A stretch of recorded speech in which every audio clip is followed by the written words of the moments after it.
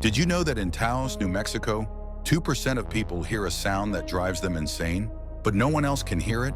They call them hearers. These people describe a constant droning noise, like a diesel truck idling in the distance that never stops. The sound causes severe headaches, sleepless nights, and such intense mental distress that some abandon their homes entirely. Government scientists use the most sensitive equipment available. They found nothing. Yet hearers all describe the exact same thing, a 32 to 56 hertz tone that's louder indoors and at night. Here's what makes it truly terrifying. Similar phantom sounds plague cities worldwide, from Bristol, England to Auckland, New Zealand. Thousands of people hear identical mysterious hums that sophisticated instruments cannot detect. Is it mass hallucination or something science can't yet explain?